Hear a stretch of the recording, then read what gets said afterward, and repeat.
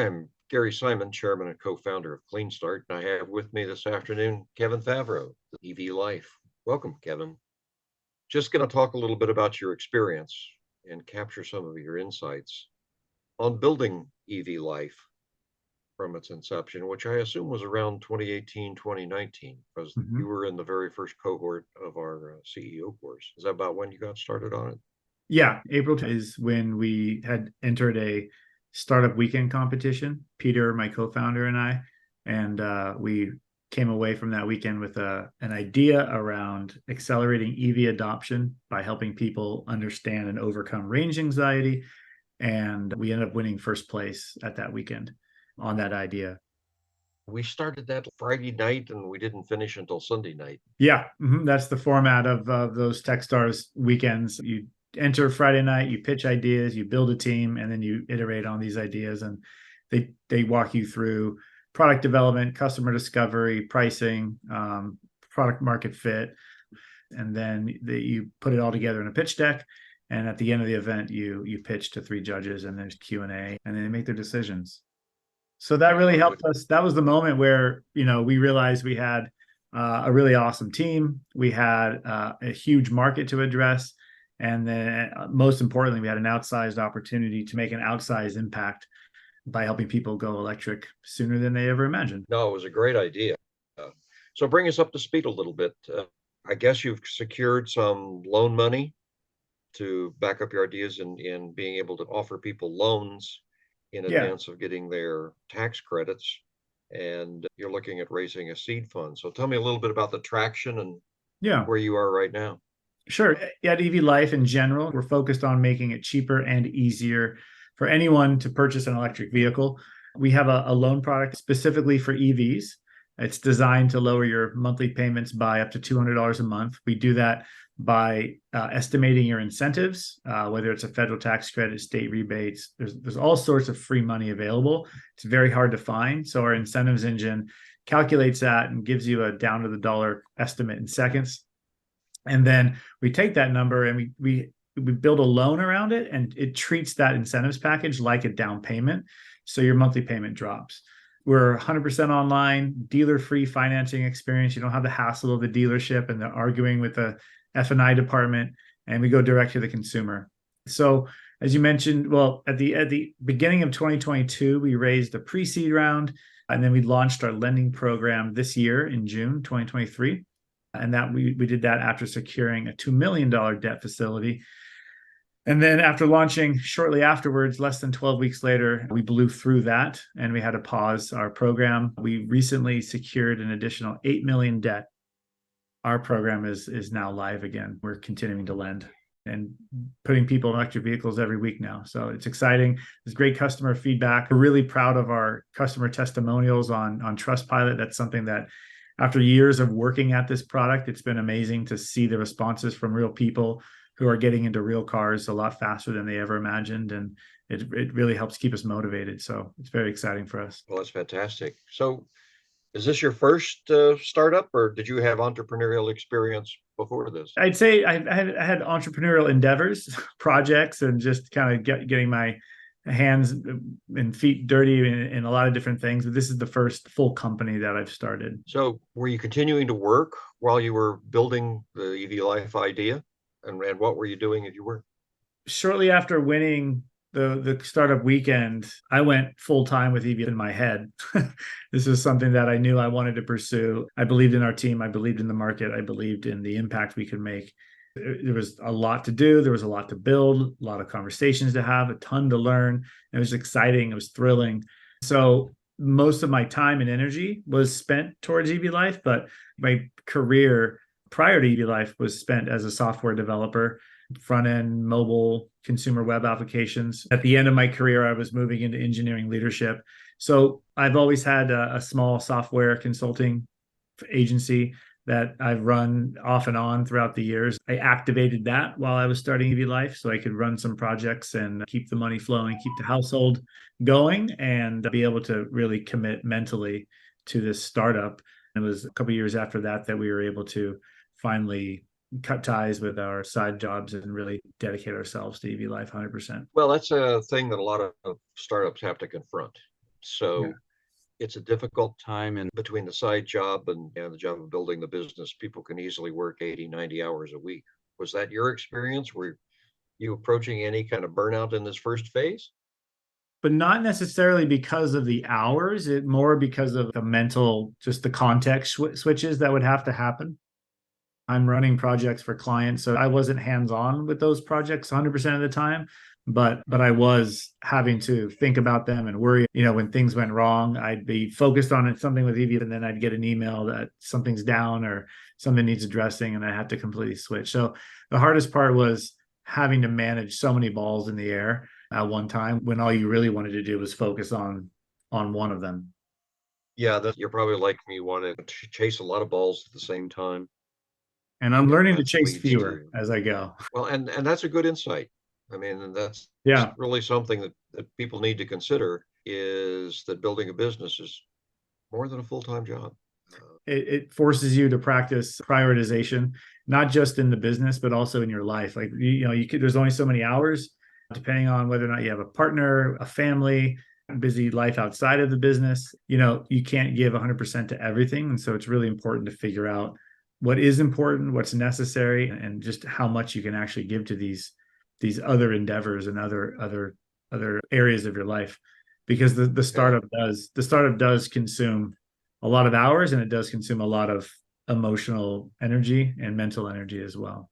So, I mean, that's something that confronts a lot of our community and trying to build businesses, and they're all trying to get insights on where's the balance. When you hit a bump in the road, how do you handle it? Do you have an idea of sort of what was a serious bump in the road for you and you had to sort of confront? For me, I think it's less about like one serious blow and more about the repetitive successive small blows that seem to happen.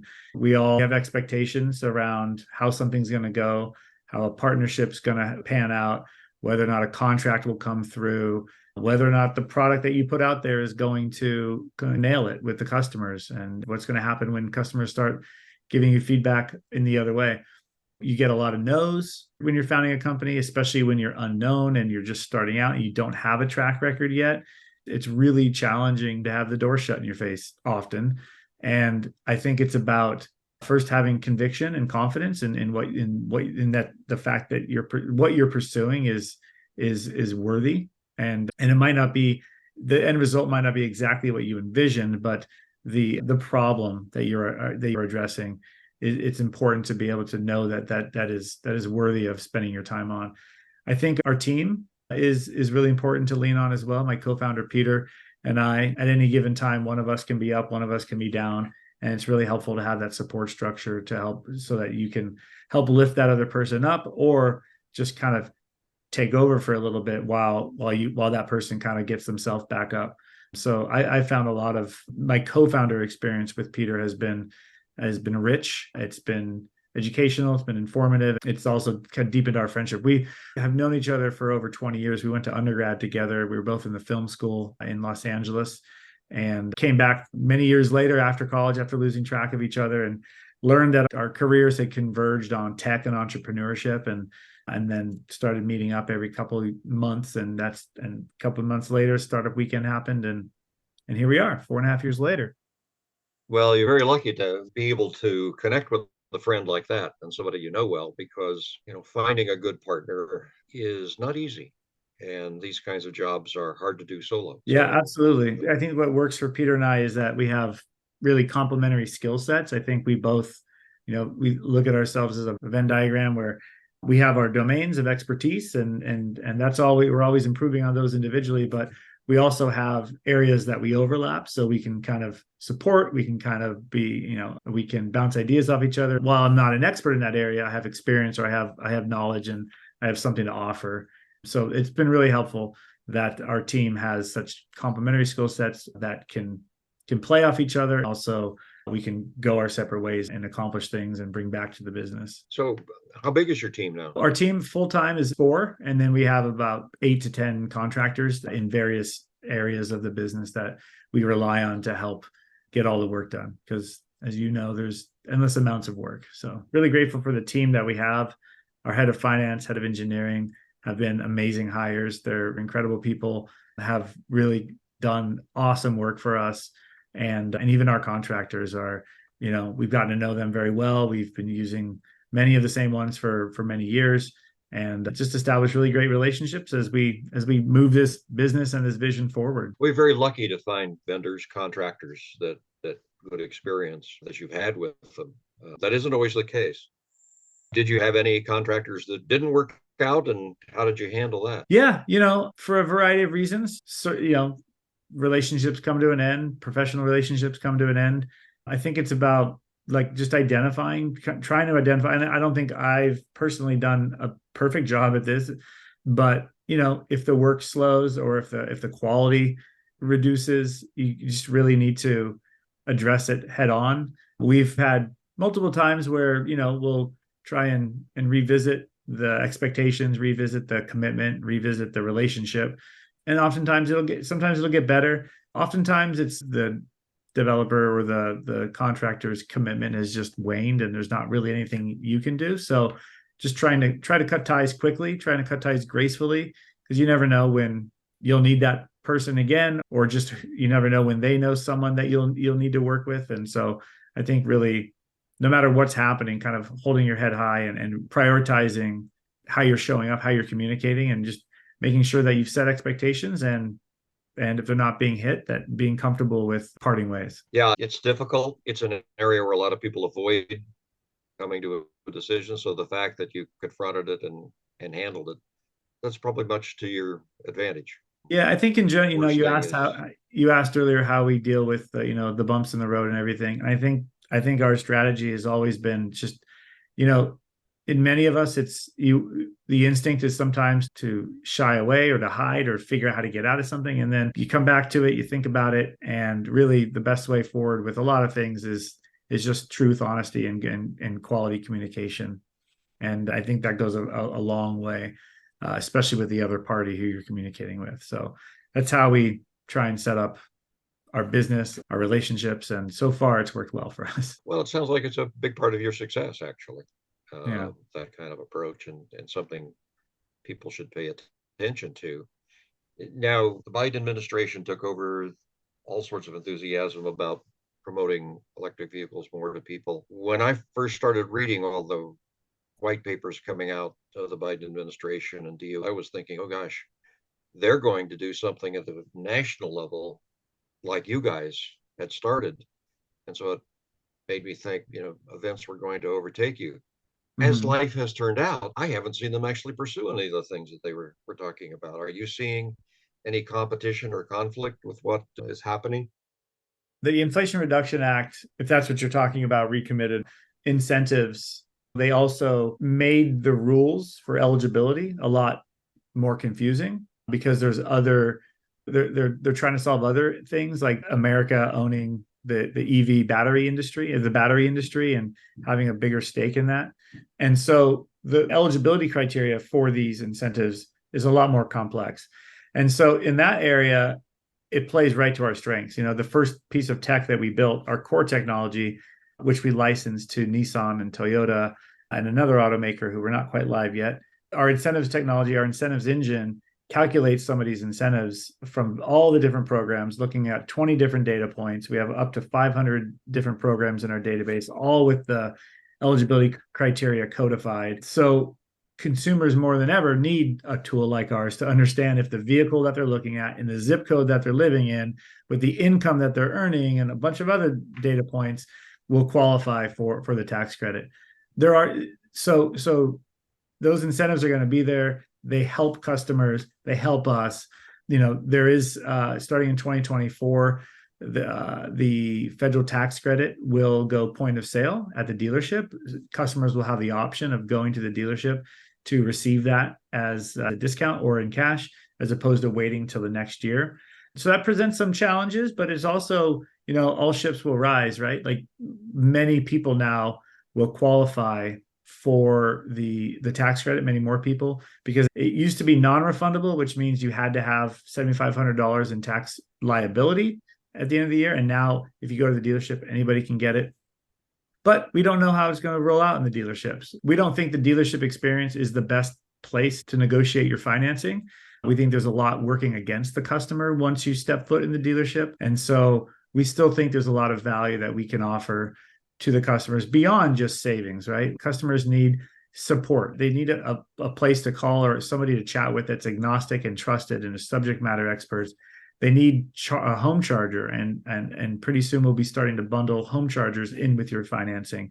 And they also need the state incentives as well. Those state incentives also come 3 to 6 to 9 months after you purchase your vehicle. And there's many other incentives that are part of someone's package that can help lower the cost of the vehicle through financing that we still have a unique advantage on. So, we're navigating this changing environment. It changes very quickly. It changes often. But at the core of what we're doing, we believe that we're offering value to the customers, making it cheaper and easier to go electric. Well, you've illustrated one point in building a startup that's very important, and that is that success is often linked to understanding more about the problem and how to solve it and what a customer is looking for than anybody else. The fact that you've got 20 programs tied together, the federal program is going to change, but the state program won't be an upfront payment.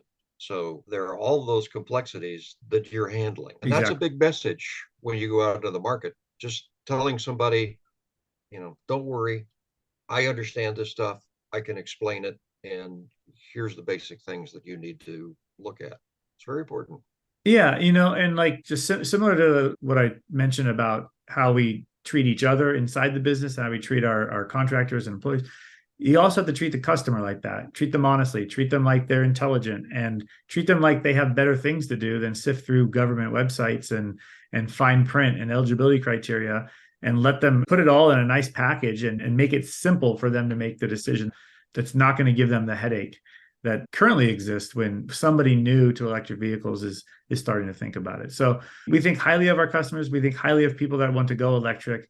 And we believe that we're building an experience that is for the kind of people we're building a service for people like ourselves that we would want to use. Yeah, I think that's a very important point. Sort of to wrap this up, is there any other important advice, given your experience, that you might want to impart to somebody else that's out there at the very start of their journey? Many things that you were struggling with in 2019 and that you could offer? In terms of advice that I've been given, I read a book. We don't have a book club internally, but we do share book suggestions after things we read that really kind of hit us in a certain way. And there was a book that was shared with me called 4,000 Weeks. And in it, there's a spiritual teacher who's sharing his secret to his peace of mind. And his secret is simply that I don't mind what happens.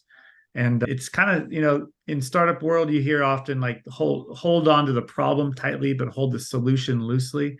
And I think the idea of not minding what happens kind of goes a step further and goes beyond just product building and more into life. We all have ideas about how we want things to work. We all have ideas about how we want our life to be. Oftentimes things don't go to plan. And I think that quote for me helps me realize that planning is something that needs to be held lightly, and that I'm not always able to adhere to this mantra, but it helps me to remain curious about what's going to happen next instead of demanding that things are going to turn out exactly the way that I planned. And like I said, I'm not the best steward of this mantra, but I do revisit it often. It does come into my mind often, especially when things aren't going to plan. And I realize I can be frustrated at this, or I can look at this as an opportunity to kind of, bend around the challenge like water and find the next solution that's going to take us to the next set of problems that need to be solved. So that's advice that continually comes back to me that I find peace in, and I try to practice and get better at practicing on a daily basis. Well, that's terrific and very important for people. I like the idea of, hold the solution loosely, because it really says learn from these challenges that come up, adapt quickly, and take them as opportunities to get better and better, rather than get frustrated that things aren't moving according to plan, because many things in life never turn out as they were planned. I'd say most things. The same is true for product building and company building also. I mean, the idea around holding the solution lightly is that your solution is just your idea about how to solve the problem. You really need to go test that and ask customers and talk to people about whether or not your idea is what they actually want. And most often you might be onto something, but you're gonna need to rough out the edges, or there's going to be critical insights that you don't have yourself that you'll be able to receive if you're open to listening and open to other people informing the work that you do.